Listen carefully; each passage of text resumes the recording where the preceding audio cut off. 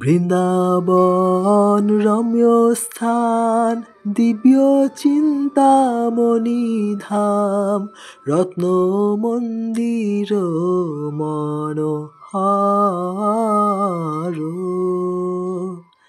এই বৃন্দাবন ধাম হচ্ছে দিব্য চিন্তামণি ধাম, পরমেশ্বর ভগবান শ্রীকৃষ্ণের নিত্য ধাম। এই ধামের মহিমা অপার। প্রিয় ভক্ত, আপনাদের সকলকে পুত্রদা একাদশীর এই পবিত্র পূর্ণ তিথির অশেষ কৃষ্ণপ্রীতির শুভেচ্ছা জানাই। আজ আমরা পুত্রদা একাদশী তিথিতে বৃন্দাবন ধাম দর্শন করব, বৃন্দাবন ধামের মহিমা কথা শ্রবণ করব, আর বিশেষ করে পুত্রদা একাদশীর ব্রতের মাহাত্ম্য কথা শ্রবণ করব। এই একাদশী ব্রত পালন করলে পুত্র লাভ হয়। যে সমস্ত দম্পতির কোনো সন্তান নেই, যদি নিষ্ঠার সহিত তারা এই ব্রত পালন করেন, তারা অচিরেই পুত্র সন্তান লাভ করেন। তাই প্রিয় ভক্ত, আজকের এই পূর্ণ পবিত্র তিথিতে আপনারা মনোযোগ সহকারে এই একাদশীর মাহাত্ম্য কথা শ্রবণ করুন বৃন্দাবন ধাম দর্শনের সাথে সাথে। বৃন্দাবন মাহাত্ম্যে বর্ণনা করা হয়েছে, বৃন্দাবনের মতো বন নেই, নন্দগ্রামের মতো গ্রাম নেই, বংশী বটের মতো বট নেই, আর রাধাকৃষ্ণের নামের মতো নাম নেই। ভগবানের এই ধাম নিত্য ধাম। এই বৃন্দাবনের মতো জগতে আর কোনো বন নেই, কেননা ভগবান শ্রীকৃষ্ণ তার সবথেকে উন্নত ব্রজলীলা এই বৃন্দাবন ধামে করেছেন। কৃষ্ণ ব্রহ্মার একদিনে এই জড়জগতে অবতরণ করেন তার ব্রজলীলা সম্পন্ন করতে। তার প্রিয় সখাদেরকে নিয়ে, ব্রজ গোপিকাদের নিয়ে এবং নিজ পার্ষদদের নিয়ে তিনি এই বৃন্দাবন ধামে লীলাবিলাস করেন এবং সকলকেই দিব্য আনন্দ প্রদান করেন এই লীলাবিলাসের মাধ্যমে। আমরা যখন ভগবান শ্রীকৃষ্ণের এই সমস্ত অদ্ভুত অলৌকিক লীলাকথা শ্রবণ করি, তখন আমরা এই লীলার মাধ্যমে ভগবানের সঙ্গ লাভ করতে পারি। তাই আমাদের ভগবানের এই ধাম যেরকম দর্শন করা উচিত, ভগবানের লীলা কথাও সেরকম শ্রবণ করা উচিত। এই শ্রবণের মাধ্যমে আমাদের মনের সমস্ত কলুষতা দূর হয়ে যায় এবং আমরা শুদ্ধ পবিত্র হয়ে ভগবানের সেবায় যুক্ত থাকতে পারি সদা সর্বদা। তো প্রিয় ভক্ত, আসুন আমরা এই পবিত্র পুত্রদা একাদশীর পুণ্যতিথিতে আমরা একাদশীর মাহাত্ম্য কথা শ্রবণ করে নিই।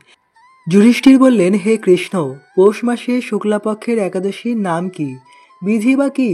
কোন দেবতা ওই দিনে পূজিত হন এবং আপনি কার প্রতি সন্তুষ্ট হয়ে সেই ব্রতফল প্রদান করেছিলেন?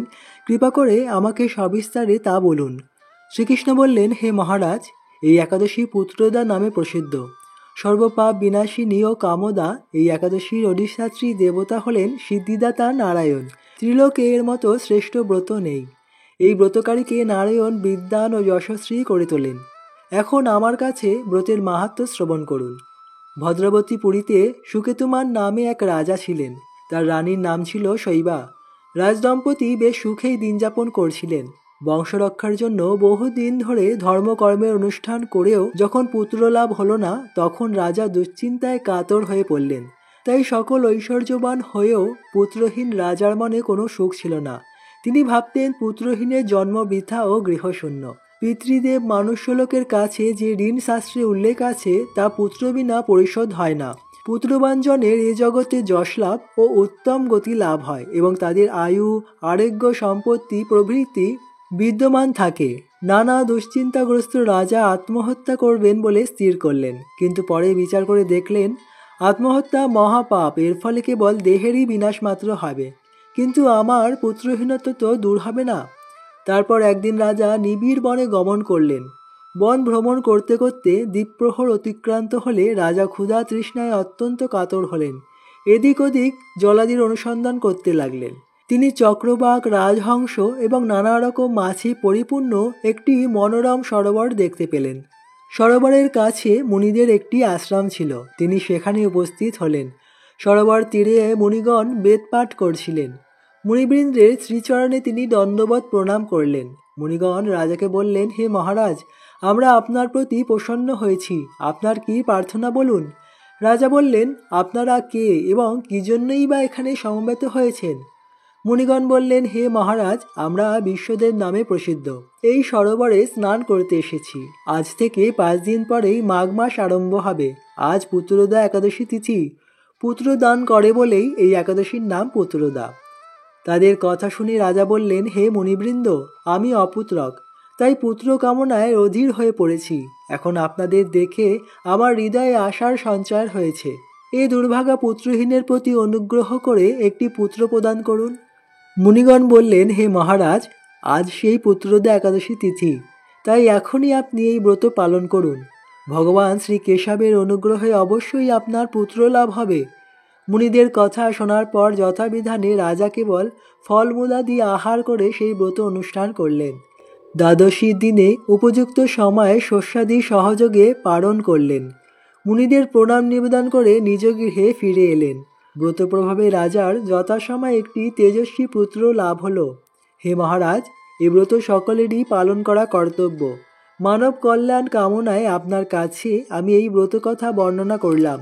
নিষ্ঠা সহকারে যারা এই পুত্রদা একাদশী ব্রত পালন করবে তারা পুত নামক নরক থেকে পরিত্রাণ লাভ করবে। আর এই ব্রত কথা শ্রবণ কীর্তনে অগ্নিষ্টম যজ্ঞের ফল পাওয়া যায়। ব্রহ্মাণ্ড পুরাণে এই ব্রত মাহাত্ম্য বর্ণনা করা হয়েছে। প্রিয় ভক্ত, এই পুত্রদা একাদশী অত্যন্ত পবিত্র। যেই সমস্ত দম্পতিদের এখনও সন্তান হয়নি, যারা নিঃসন্তান, তারা যদি এই একাদশী নিষ্ঠার সহিত পালন করেন তাহলে ভগবানের কৃপায় তারা পুত্র লাভ করেন। আর এই একাদশী তিথি সর্বপাপ বিনাশিনী, সকল সিদ্ধি দান করতে পারে এই একাদশী। আপনারা সকলেই এই একাদশী অত্যন্ত নিষ্ঠার সহিত পালন করার চেষ্টা করুন, তাহলে এই পরমেশ্বর ভগবানের অশেষ কৃপা আপনারা লাভ করতে পারবেন। একাদশীর আগের দিন, একাদশীর দিন এবং একাদশীর পরের দিন আপনারা যারা এখনও প্রসাদভোজী হননি, প্রসাদ গ্রহণ করেন না, অবশ্যই নিরামিষ আহার গ্রহণ করুন এবং একাদশী তিথিতে পঞ্চরবি শস্য বর্জন করবেন। পঞ্চরবি শস্য যথা ধান, গম, ভুট্টা, ডাল এবং সরিষা। এই পঞ্চরবি শস্য এবং পঞ্চরবি শস্য জাতীয় যে সমস্ত দ্রব্য আছে আপনারা বর্জন করবেন। আপনারা এই দিন সবজি পেতে পারেন, সমস্ত প্রকার ফল, দুধ, চানা, পনির, এছাড়া সাবুর পায়েস, কাঁচকলা, কুমড়ো, আলু দিয়ে আপনারা সবজি করে পেতে পারেন। ঘি বা সূর্যমুখী তেল অবশ্যই ব্যবহার করবেন। এছাড়াও শ্যামা চালের খিচুড়ি এবং গাজরের হালুয়া, গাজরের পায়েস করেও আপনারা পেতে পারেন। একাদশীর পরদিন নির্দিষ্ট পালনের সময় পঞ্চরবি শস্য জাতীয় প্রসাদ গ্রহণ করে আপনারা পালন করে নেবেন। পালনের সময়সূচি আমরা দিচ্ছি, আপনারা এই সময় মতো অবশ্যই পালন করে নেবেন। বাংলাদেশ ভোর 6:51 থেকে 8:53 মধ্যে, পশ্চিমবঙ্গ ভোর 6:27 থেকে 8:23 মধ্যে, দিল্লি 7:15 থেকে 8:23 মধ্যে, বৃন্দাবন 7:11 থেকে 8:23 মধ্যে, উত্তরপ্রদেশ 6:58 থেকে 8:23 মধ্যে, মহারাষ্ট্র মুম্বাই 7:14 থেকে 8:23 মধ্যে, পুনে মহারাষ্ট্র 7:09 থেকে 8:23 মধ্যে। তো প্রিয় ভক্ত, আপনারা এই নির্দিষ্ট সময় অবশ্যই ভগবানের পঞ্চরবি শস্য প্রসাদ গ্রহণ করে ব্রত পালন করে নেবেন। ভগবান শ্রীকৃষ্ণ বৃন্দাবনের বিভিন্ন স্থানে বিভিন্ন লীলা করেছেন। বিশেষ করে গোকুল ধামে বাৎসল্য লীলা অত্যন্ত মাধুর্যপূর্ণ। কৃষ্ণ এই ব্রহ্মাণ্ড ঘাটে মাটি খেয়েছিলেন। তখন বলরামজি যশোদা মায়ের কাছে গিয়ে বলেন যে, মাইয়া মাইয়া, তোমার লালা মাটি খেয়েছে। তখন যশোদা মা ছুটতে আসেন এবং কৃষ্ণকে ধরেন। কৃষ্ণকে ধরে বলেন যে, হে লালা, তুমি কি মাটি খেয়েছ? তখন কৃষ্ণ বলেন যে, না না মাইয়া, আমি মাটি খাইনি, বলরামজি তোমাকে মিথ্যা কথা বলছে। তখন যশোদা মাইয়া কৃষ্ণকে বললেন যে, কৃষ্ণ, তুমি যদি মাটি না খেয়ে থাকো তাহলে তোমার মুখটা দেখাও, তোমার মুখের মধ্যে কি আছে দেখি। এদিকে কৃষ্ণের মুখে রয়েছে মাটি। তখন কৃষ্ণ সে সেই মাটি খেতেও পারছে না এবং ফেলতেও পারছে না। তখন মাইয়া যশোদা দু হাতে কৃষ্ণের মুখ ধরে তার মুখ খুললেন আর দর্শন করলেন সেই মুখের ভেতর অনন্তকোটি বিশ্ব ব্রহ্মাণ্ড, গ্রহ, নক্ষত্র, পাহাড়, পর্বত, এমনকি গোকুল ধাম, এবং যশোদা নিজেকেও ছোট্ট কৃষ্ণের শ্রীমুখে দর্শন করতে পারলেন এবং তিনি অত্যন্ত আশ্চর্যান্বিত হয়ে গেলেন তার ছোট্ট লালার মুখে এত কিছু দর্শন করে। তো প্রিয় ভক্ত, এই হচ্ছে সেই গোকুল ধাম যেখানে কৃষ্ণ এই যমুনার কিনারে ব্রহ্মাণ্ড ঘাটে মাইয়া যশোদাকে সম্পূর্ণ বিশ্ব ব্রহ্মাণ্ড দর্শন করিয়েছিলেন। আর আমরাও এখন ভগবানের এই নিত্য চিন্ময় ধাম দর্শন করে, ভগবানের অপ্রাকৃত লীলাকথা শ্রবণ করে অত্যন্ত আনন্দিত হতে পারি। তাই আমাদের সকলেরই ভগবানের এই দিব্য লীলা শ্রবণ করা উচিত এবং তার ধাম দর্শন করা উচিত। এর ফলেই আমরা ধীরে ধীরে ভগবানের প্রতি আকৃষ্ট হতে পারবো এবং জীবনের পূর্ণতা, আমাদের জীবনের যে পরম সিদ্ধি কৃষ্ণ প্রেম, সেটা আমরা লাভ করতে পারবো। তাই আমাদের প্রতিদিনের কিছুটা সময় ভগবানের উদ্দেশ্যে নিবেদন করা উচিত, ভগবানের দিব্য নাম জপ করা উচিত এবং ভগবানের লীলা কথা শ্রবণ করা উচিত, ভগবানের এই দিব্য নিত্য চিন্ময় ধাম বৃন্দাবন ধাম দর্শন করা উচিত। এর মাধ্যমেই আমরা ধীরে ধীরে ভগবানের কাছে ফিরে যেতে পারবো। আর প্রিয় ভক্ত, আগামী 13ই জানুয়ারি হচ্ছে মহাকুম্ভের এক বিশেষ তিথি।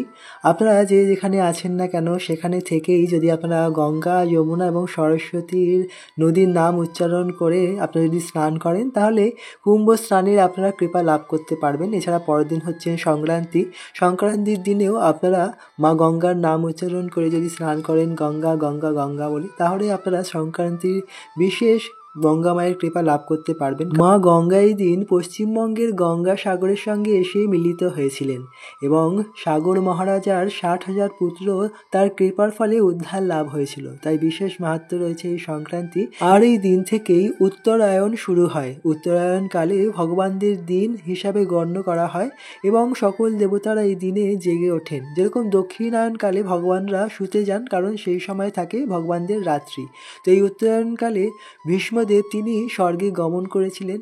এরকমই অনেক মাহাত্ম্য রয়েছে এই সংক্রান্তির। তাই এই দিনগুলি অবশ্যই আপনারা ভগবানের নাম নিয়ে শুরু করার চেষ্টা করুন। ধন্যবাদ।